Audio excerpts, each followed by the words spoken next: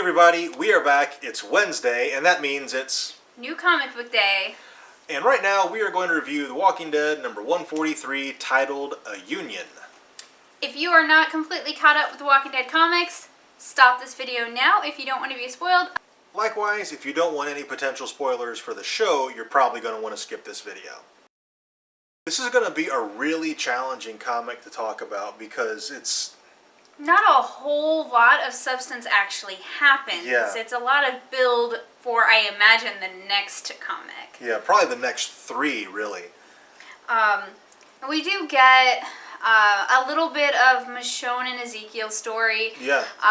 The captain of the boat that Michonne is on basically tells Ezekiel, dude, I don't know what she's doing with me on my boat. She's totally in love with you. You need to go win her back. And he runs off to do so, but of course she's not there, so I imagine he'll find out. And he is super happy. You Yeah. know, the captain tells him, look, she's still in love with you. She just doesn't want to admit it to you or herself. And he is very, very happy. Yeah. And he's, running off to win her back.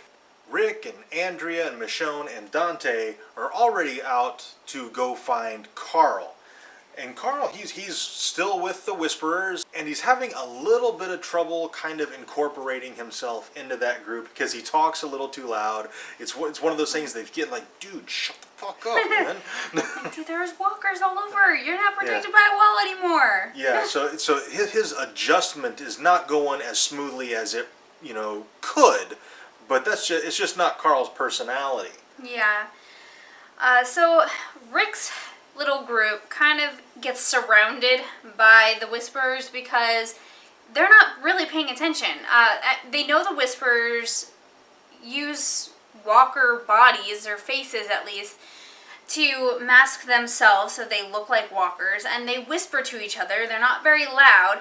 And yet they're just holding like this normal conversation, talking at normal level, and they get completely surrounded. And the guy's like, dude, you guys talk too loud. Aren't you afraid of who's going to hear you? Yeah. And so there's this brief confrontation. No blows are exchanged or anything like that. But he tells Rick, like, look, you can come with us to come get your son, but everybody else is staying here. And so Rick goes off with him, and he, meets back with Carl at the Whisperer camp. And while Carl is happy to see Rick, he's also making it clear in no uncertain terms that he is not leaving without Lydia. Yeah, and it seems like Carl's almost having kind of an identity crisis a little bit. He's been shot in the eye, he's disfigured, and he's been wearing glasses to kind of cover it up and make it more palatable to other people to see him.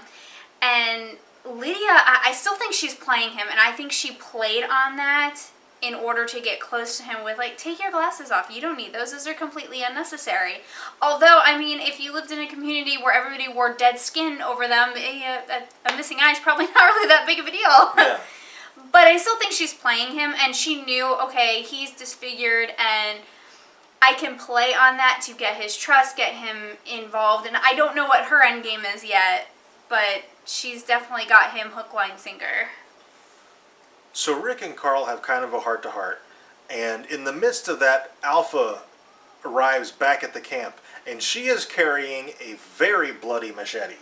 Yes. And she just kind of casually mentions, I ran into some trouble on the road, but it's not anything to worry about.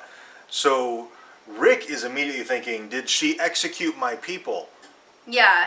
And I don't think she did, but Absolutely not. I think she wanted him to think that she did. Yeah, I think she's playing on his fear and his trepidation.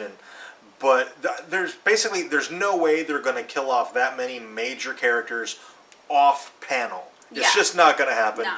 Andrea, Michonne, Dante, they're all still alive because there's no way they're going to not show any of those deaths. Yeah.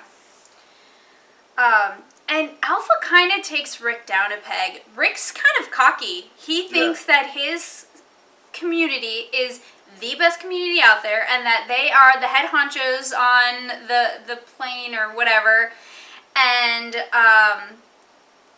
that her group, like, he kind of treats her as if her group is not really a threat, and she's like, you need to tone it down because I have the upper hand right now. That's, like, basically, she's just taking him down a notch. She's like, hold your horses there, buckaroo. come this way. And he's like, look, if you're going to kill me, just kill me. And she's like, I'm not going to kill you. Just Shut up, you talk too loud. Yeah, just come here. And she leads him into this abandoned building, and she takes him up on the roof. And it's overlooking this massive freaking super herd. Like tens of thousands of walkers are in this confined area. Of walkers. And she's like, now, next time you start thinking I'm not a threat, remember this shit. Yeah, I might not outnumber you in people, but I have control of this. Yeah. I can let them through. And that's where the comic leaves off. So, holy shit. Yeah. Listen, not a whole lot happened here, but it's all setting up for the next couple of comics. Yeah.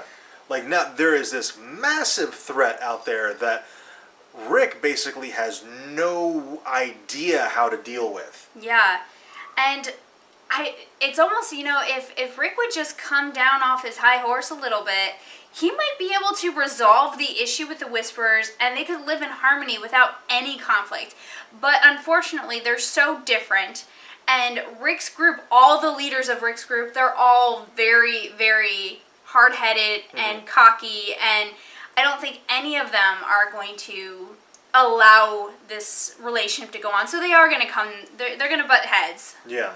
And I think this is where Negan's going to come into play, because I think Rick is completely caught off guard. Yeah. And I think he's going to ask Negan for help. I know I speculate about Negan in every Walking Dead comic video. How is he going to come back into the fold? He has to come back in. They didn't leave him alive for nothing. Yeah, how is he going to come back into the fold? I think Rick is going to have to ask him for advice. Yes. Because Negan, for all his faults, he actually has a pretty solid strategic mind. And I think Rick is rusty. Yeah, he hasn't had to do anything for a while. And I think he's slowly starting to realize that, like, okay, I might be in over my head a little bit here. I'm going to need some input. And how that flies with everybody else, if he does ask Negan for help, it's not going to fly with Andrea. No. And it's not going to fly with Maggie. And Maggie and Rick are going to butt heads, because at some point we get a little bit with Maggie where she's talking to Jesus, and he's like, are you going to tell Rick about what happened with Gregory? And she's like, it depends what happens with Carl. He's going to lose his mind already over what she did. And then, yeah, it's just...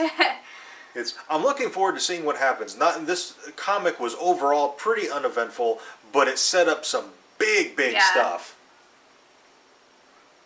Alright, I think that's pretty much it for this time. If you've read Walking Dead number 143 and we missed anything, let us know in the comments.